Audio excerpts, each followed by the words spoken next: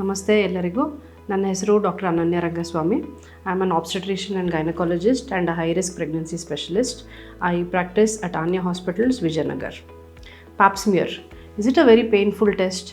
So ಇವತ್ತಿನ ಸಂಚಿಕೆಯಲ್ಲಿ ಅಥವಾ ಇವತ್ತಿನ ವಿಡಿಯೋದಲ್ಲಿ ನಾವು ಪ್ಯಾಪ್ ಸ್ಮಿಯರ್ ಅಂದರೆ ಏನು, ಯಾತಕ್ಕೋಸ್ಕರ ಮಾಡ್ತೀವಿ, ಯಾರಿಗೆ ಮಾಡ್ತೀವಿ, ಇದರಿಂದ ಏನು ಉಪಯೋಗ ಆಗುತ್ತೆ ಅನ್ನೋದ್ರ ಬಗ್ಗೆ ಕೆಲವೊಂದು ಮಾತುಗಳನ್ನ ಆಡೋಣ. ಓಕೆ, ಸೊ ಪ್ಯಾಪ್ ಸ್ಮಿಯರ್ ಅನ್ನೋದು ಫಸ್ಟ್ ಆಫ್ ಆಲ್ ಭಯ ಪಡೋವಂಥದ್ದು ಅಥವಾ ಗಾಬರಿ ಆಗೋವಂಥ ಟೆಸ್ಟ್ ಅಲ್ಲ.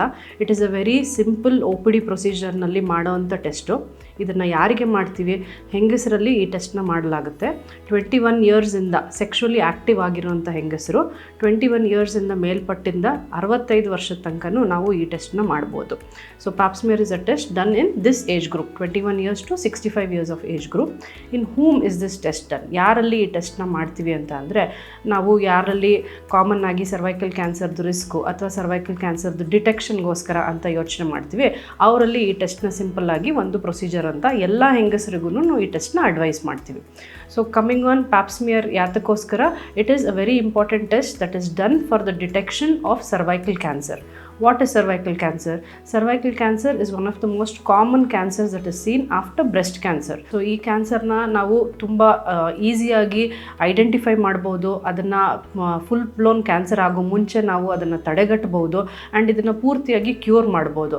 ಅದಕ್ಕೋಸ್ಕರವಾಗಿ ಸರ್ವೈಕಲ್ ಕ್ಯಾನ್ಸರ್ ಬಗ್ಗೆ ನಾವು ಆದಷ್ಟು ಅವೇರ್ನೆಸ್ನ ಮೂಡಿಸ್ತೀವಿ.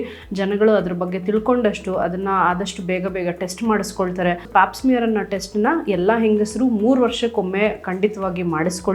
ಅದು ತುಂಬ ಪೇನ್ಲೆಸ್ ಆಗಿರುವಂಥ ಒಂದು ಪ್ರೊಸೀಜರ್ ಆಗಿರುತ್ತೆ. OPDನಲ್ಲಿ ನಾವು ಹೇಗೆ ನಿಮಗೆ ಇಂಟರ್ನಲ್ ಎಕ್ಸಾಮಿನೇಷನ್ ಅಥವಾ ಒಂದು ಸಿಂಪಲ್ ಸ್ಪೆಕ್ಯುಲಮ್ ಮೂಲಕ ನಿಮಗೆ ಎಕ್ಸಾಮಿನ್ ಮಾಡ್ತೀವೋ, ಆವಾಗಲೇ ಒಂದು ಸ್ಮಿಯರ್ ಅನ್ನೋ ಒಂದು ಬ್ರಷ್ನಲ್ಲಿ ನಿಮಗೆ ಅದರದ್ದು ಸ್ಮಿಯರ್ನ ತೆಕ್ಕೊಳ್ತೀವಿ. So it is known as a cervical smear. So it is totally painless, and when it is done, it is usually done after your cycle, in the mid cycle. So period ಮುಗಿದ ಒಂದು ವಾರದ ನಂತರ ನೀವು ಯಾವುದೇ ಗೈನಕಾಲಜಿಸ್ಟ್ನ ಭೇಟಿ ಮಾಡಿದ್ರು ಅವರು internal ಪರೀಕ್ಷೆ ಮಾಡ್ತಾ ಹಾಗೆ ನಿಮ್ಮ ಸರ್ವಿಕ್ಸ್ ನೋಡೋದಕ್ಕೆ ಹೇಗೆ ಕಾಣುತ್ತೆ, ನಾರ್ಮಲ್ ಆಗಿದೆಯಾ ಅನ್ನೋದು ನೋಡ್ಕೊಳ್ತಾರೆ. ಅದರ ಜೊತೆಯಾಗಿ ಅದರದ್ದು ಒಂದು ಸ್ಮಿಯರ್ ಅಥವಾ ಪ್ಯಾಪ್ ಸ್ಮಿಯರನ್ನು ಟೆಸ್ಟ್ ತೆಗಿತಾರೆ.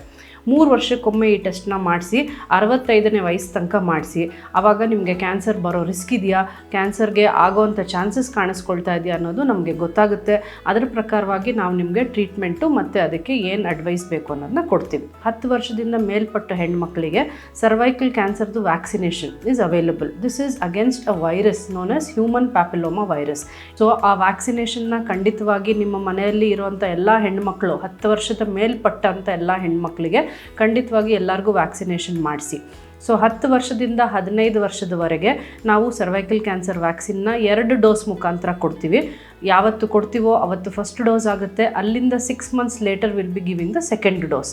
ಅದು ಅಲ್ಲದೆ 15 ವರ್ಷದ ಮೇಲ್ಪಟ್ಟಿಂದ 45 ವಯಸ್ಸಿನ ತನಕನೂ ನೀವು ಈ ವ್ಯಾಕ್ಸಿನೇಷನ್ ತೊಗೊಳ್ಬೋದು. ಸರ್ವೈಕಲ್ ಕ್ಯಾನ್ಸರ್ ಅನ್ನೋದು it is becoming a very common cancer. ಅದು ಈಸಿಲಿ ಟೆಸ್ಟ್ ಮಾಡಿ ತಿಳ್ಕೊಬಹುದಾದಂಥ ಕ್ಯಾನ್ಸರು ಮತ್ತು ಅದು ಪ್ರಿವೆಂಟ್ ಮಾಡೋವಂಥ ಕ್ಯಾನ್ಸರು.